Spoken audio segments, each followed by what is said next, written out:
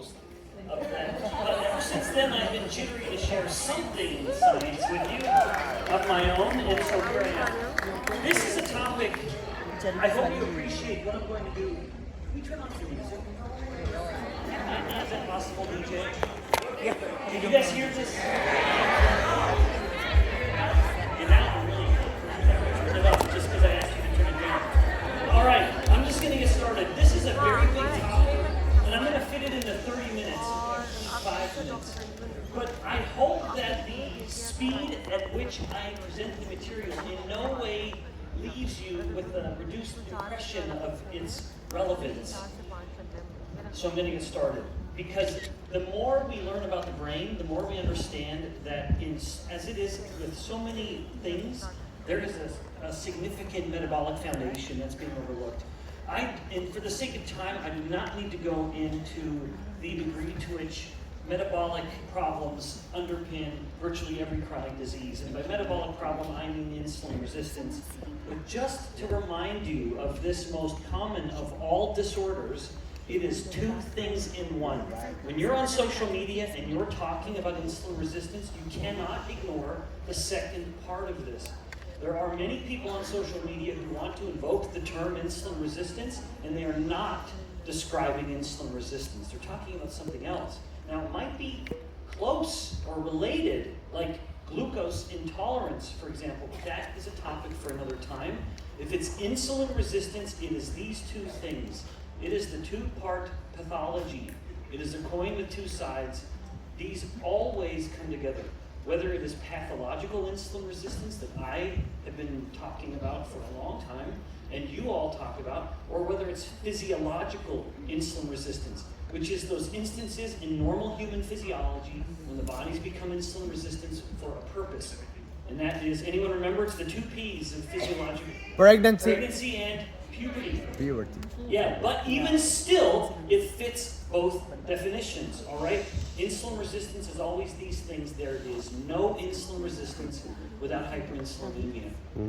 All right, now let's focus on the first of these brain problems, and indeed the one I'm going to spend the most time on, because a lot of the people you speak to are going to be scared to some degree or another, rightly so, of Alzheimer's disease, the most common form of dementia. It is also a leading cause of death, and it is it's manifested in a few different ways. It's the typical compromised cognition and the compromised movement, and you gals need to be more concerned. This is one of the few chronic diseases that will affect a female more than a male. For the record, from a cell biologist, because I am neither a politician or a judge, I can answer that men and women are not the same. Males and females are very different. And when it comes to chronic disease risk, men die more from everything. In fact, from the ages of 25 to about 55, the most common cause is suicide. So care about the men in your lives. Let them know how special they are to you. I hope they're doing something to earn some of that affection. But women die more from Alzheimer's disease, and that itself is a big topic. But a large part of that is the loss of estradiol and its protective effects. Okay, now the classic view of Alzheimer's disease is that it is a problem of plaques. You've all heard that, right? Everyone always says it's plaques in the brain that cause the Alzheimer's disease. But there are those of us within the scientific community that have long looked at the data and actually asked a different question, which is perhaps the plaques are just there. They're not causing it, but they are there. This is somewhat related to the bigger conversation of what's the role of LDL cholesterol in heart disease. Just because you find a lipoprotein at a plaque doesn't mean it caused it. After all, every time you go to a house burning down, you find a big red truck with lights turning on its roof. Is the truck causing the fire? Maybe it's there to help. So with the plaques, I'm not suggesting the plaques are there to help. What if they're just there? What if they're just a part of an overall presence in an environment, but not causing the problem? I want you to be skeptical of that. And when your friends are talking about Alzheimer's disease, one opportunity for teaching them is to teach them that it's not a plaque problem. There are two issues with the plaque-based theory of Alzheimer's disease. One is that many people with normal cognition die with a significant amount of these plaques and these amyloid plaques in their brains. And second, we have long had drugs that have been shown to reduce plaques, and they don't do anything else. And so what good is it? So with that first point in mind, oh, and as a reminder, you'll notice the little PubMed IDs. That's always my defense case, that just so you don't worry that Professor Bikman is somehow making it up. I never make stuff up. Except for how beautiful my red hair was. Maybe I'm exaggerating that. But you guys have seen my little boy on the cruise. If you see the little redhead with his coppery golden hair, let it be known where he got it from. Okay. Boy, it was glorious. All right, so this study, and I'm sharing with you a direct quote, albeit I'm truncating some of it, where they actually looked post-mortem people who had died with confirmed Alzheimer's disease, severely cognitively declined, people who died perfectly sharp, no evidence of cognitive decline whatsoever, and then they conducted biopsies of the brains and found that either was just as likely or not to have plaques. Well, that's pretty troubling for the plaque-based theory of Alzheimer's disease. And then for the second point, drugs that help reduce plaques don't seem to help. Let me just share with you a very interesting story from just a few years ago. I'm calling it a love story because of the FDA's love for useless drugs. Hopefully that's changing a bit. The director of the FDA now I actually think is quite sharp. All right, so in 2020, the FDA called a special review panel, an external panel of scientists, guys like Dr. Reynolds and myself, invited, although we were not a part of this panel, but that's how we work. You're invited to come and review the evidence of this drug. The panel said to the FDA, yes, it reduces plaques, but there's no improvement in disease. And the drug was fantastically expensive, like $5,000 a month. So a brutally expensive drug. And so they suggested to the FDA, these experts in the field, we should reject this drug. The FDA, in their statement, and this is a quote, they said that it has been shown to reduce the plaque. And then look at the use of this sneaky little adverb. They said it's likely to result in clinical benefit. They had to say that kind of dodgy, squishy language, horribly unscientific wording. Scientists don't deal with likely. No. So here they are totally extrapolating and assuming there's going to be a benefit when they didn't actually find any improvement in cognition whatsoever. It just lowered the amount of plaques in the brains. And so the FDA overruled the expert panel, and what was originally considered a reject was now considered approved. And indeed, the drug went through with approval. One final problem, and this should be a nail in the coffin. Hopefully, you're kind of seeing ways in which you can work some of these ideas into your own discussions of just the relevance of metabolic health. The entire origins of the plaque-based theory of Alzheimer's disease has been shown to be based on fabricated data. So literally the first publication that gave birth to the entire idea that plaques are causing Alzheimer's disease was shown to be fabricated. And so not only did the data never support it in its origins, but ever since then it's been filled with little problems. All right. But with the fall of the plaque-based theory of Alzheimer's disease, it opens a door for some opportunity for new ones and thus enters the metabolic paradigm. So the alternative view of Alzheimer's disease is that the brain is just going hungry. I love to show this. For the sake of time, I debated on whether I ought to show this, but it's just so interesting to note that there is a trinity of high metabolic rate organs whose metabolic rate is so significantly higher than every other tissue that they do go into their own strata. And that is kidneys, then heart, and then the brain. The brain is number 3, it's up there, but just as an interesting point, your kidneys have a metabolic rate that it could be in its own order of magnitude itself.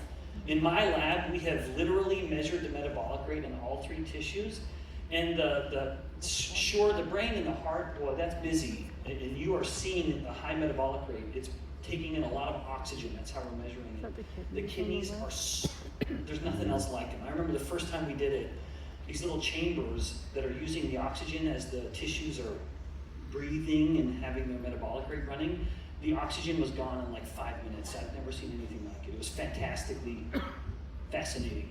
Okay. Let's go back to the brain though. The brain is a high metabolic rate organ. It has a high demand for fuel. But what happens to this high performance engine?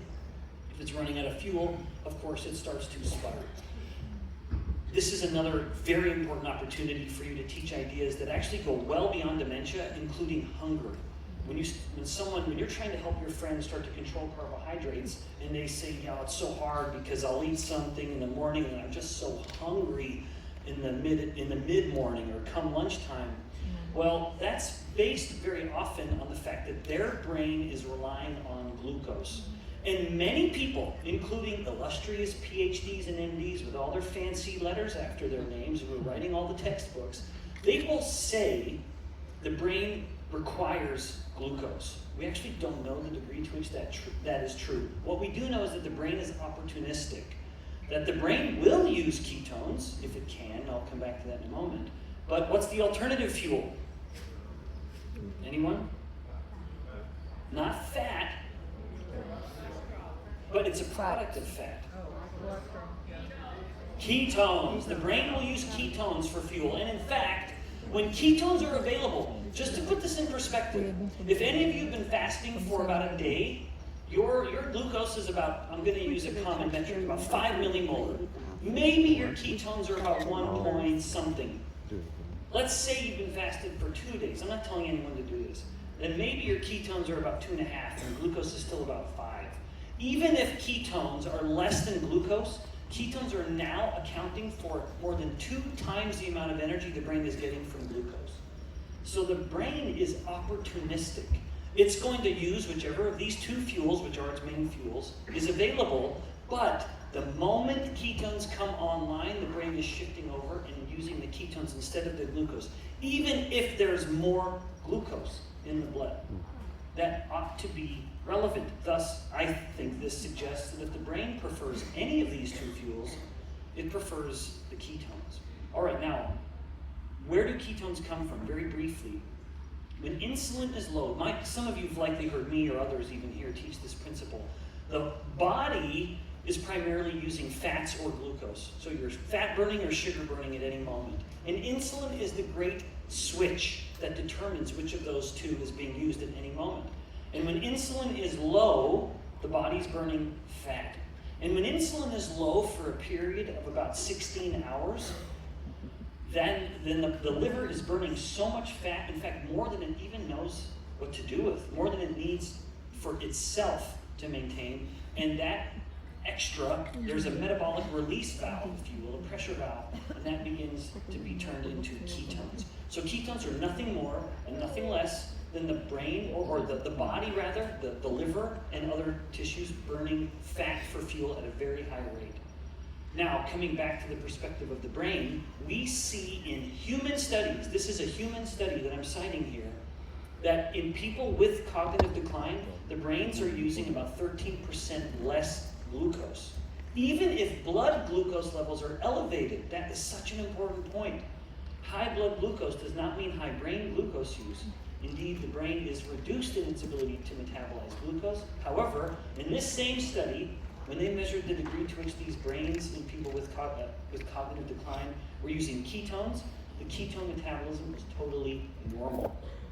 It didn't matter how demented the brain was, it was still able to get energy from ketones if the ketones were being provided.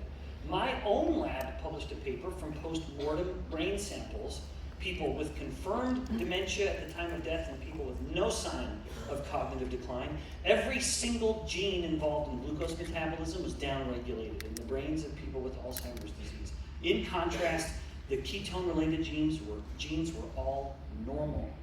So the brain that is suffering is crying out for one fuel. Let me just show you one other study. This was what's called a prospective trial. So they measure people at time point 0, and they follow them for decades and decades. And they identified 8 variables that were, in hindsight, predictive of who would later develop Alzheimer's disease. Wouldn't you want to know that? You would want to know it now, years before the problem would manifest, in hopes of modifying these to help reduce the risk of that being your destination. 3 of them were not surprising. and I don't have time to talk about ApoE4, but suffice it to say, it actually is still probably related to insulin resistance because ApoE4 disrupts the insulin receptor. But these three are not overly surprising. The older you get, the greater the risk. That's not a surprise. What's comforting in some instances is the more formal education you have, or we could add to that, the more you're just challenging your brain, that's going to reduce the risk, and then having ApoE4 increases it. So this was only 3 of the 8, right? What happened? What about the other 5? Well, all the other 5 were metabolic, and in fact, ones that are very familiar to you, being a very savvy group of metabolically sound individuals. Here we see that more than half of the variables were metabolic. That is good news. Because you can't do anything about your age. You can't do anything about your ApoE4 status. You can do something about your education and the degree to which you're learning even on your own. But then the last 5, boy, that is the gospel of brain health, or the good news is that you can change those variables. All right, so suffice it to say, one of these has a pathway that can get broken. When it comes to ketones, ketones enter into the brain without any regulation. They have transporters that are there and open all the time. There's no need for something to come and knock on the door and open them, like there is with glucose.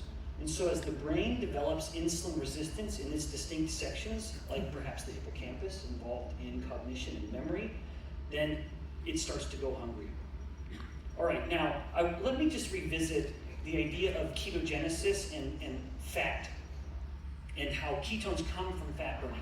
Some of the fat, so when we store fat, you'd never guess this, and I don't have time to really tease this out much more, but the most common type of fat that is in our fat cells right now, regardless of the type of fat we eat, is olive oil. Isn't that interesting? It's the 18-1, the monounsaturated fat, oleic acid, or that which is abundant in olive oil, is the most common fat in our fat cells. And our body will burn that fat very, very well. So when we're losing fat because we're fasting or we're just feeling great, feel great system, we're keeping glucose and insulin down, we're making ketones by burning our own fat. But some of the fats we eat will have a separate effect. And I thought I'd use this as an opportunity to just share with you some of the, because this actually does touch on balance as well, how different fats induce ketogenesis or not. Long chain fats can be both stored in fat cells when we eat them, depending on whether insulin allows it to happen, of course, or it can be burned. So long chain fats can go either direction. Medium chain fats have a heavy tendency to be burned. We can only store actually one of the medium chain fats. So on the spectrum of length of fats, the longer they are, the more they can be stored. But the shorter they start to get, even into the medium range, then they cannot be stored. They have to be burned. So one of the versions of Unicity is fuel. That's what we still call it, right, Trent? Yeah, fuel. And fuel is actually, I'm not trying to push anyone to that, but one of the reasons we added MCT in it is because it's the length of the fats that can only be burned, thus giving more ketones. And then lastly, we have short chain fats, which can only be burned. There's no potential for the body to do anything else but burn them. Now, where do they come from? Well, long chain fats are any of the fats you eat with the exception of coconut oil and the dairy from goat. In fact, all of the short chain fats are named after goat. It's some word of goat, like caprylic, caproic. I think that's the Greek word for goat. So goat dairy, why does goat dairy taste a little more tart than milk from a cow? Because of the short chain, the medium chain fats. The shorter the fat is getting, the more tart it will taste. And then lastly, what about short chain fats? Well, that is a product of fermentation only. Why does kefir taste so much more tart than milk? Because it's been fermented. And the product of fermentation is short chain fatty acids. Even the fermentation that happens in your intestines in response to soluble fibers. Not insoluble, just soluble, which is why balance is enriched with soluble. Very specific blend, of course. All right, now, for the sake of time, these are studies just showing the efficacy of something as modest as coconut oil, including the fats in fuel, of metabolizing into ketones to such a degree that this is a human study.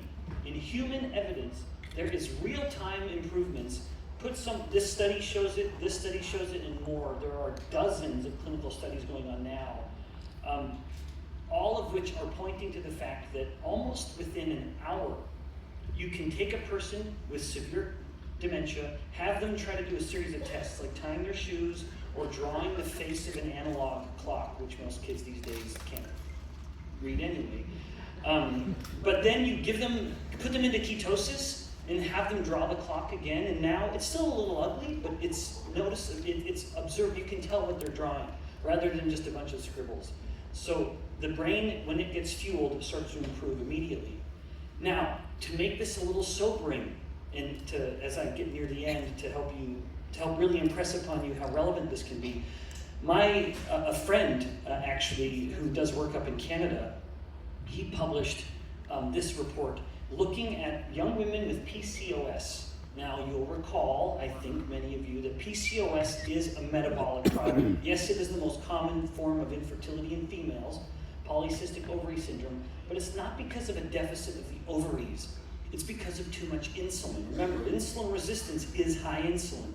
Insulin inhibits the ovary's ability to make the right mix of sex hormones, and the result in this case is a failure to go through a normal ovulatory cycle. So a woman with PCOS has some degree of insulin resistance. What Dr. Cunane's group found is that in these otherwise healthy women in their 20s, they identified insulin resistance in the same regions of the brain that they've identified in 80-year-olds with full-blown Alzheimer's disease. And they noticed like almost imperceptible levels of cognitive shifts. So this is a sobering warning. When we think we're bulletproof in our 20s, we're thinking of young people that we all know right now. Most of us are outside of that range. But even still, all the more important for us, right? Imagine if the metabolic damage was starting in our 20s, have we continued it? Or are we reversing direction? Are we changing course? Are we just going quiet into this dark night of dementia? Or are we fighting and trying to aim it up? Now, with regards to, all of this has been dementia, but I want to just make a couple comments on a couple final neurological related issues. Migraines and depression, very, very briefly. Just to impress upon you how old this is, this study was published in 1930. So 100 years ago, we had clinicians taking people with migraines and seeing, I think the study used 51, I don't have the details, but you can look it up. I think he looked at 51 patients with frequent migraines, and every single one of them, 100% had improvements. In some instances, it was complete improvement, and they never had the migraine again. In other instances, they would keep the migraines in check as long as they could keep their blood glucose in check. Remember, if this person is trying to fuel their brain with some degree of ketones, when they spike their glucose and their insulin, the high insulin means, on one hand, ketone production has stopped. So you're depriving the brain of the fuel that it had been using. But at the same time now, with the high glucose, you're forcing it to use the glucose as a fuel. But remember, part of the problem is these are brains that can't use glucose properly. So you're forcing the brain to use the one fuel that it can't use particularly well. So you're kind of bullying the brain metabolically. Then when it comes to depression, a disorder that is becoming much more common, and one that ought to elicit tremendous empathy from all of us, this paper was just published. Please note the deadline. Never let there be any doubt within the halls of Unicity's scientific minds that we're giving you the most cutting edge ideas here in science. But this paper just published a little more than a month ago, a 71% reduction in depressive symptoms. Isn't that remarkable? It's incredible. And these were not people, it really is remarkable.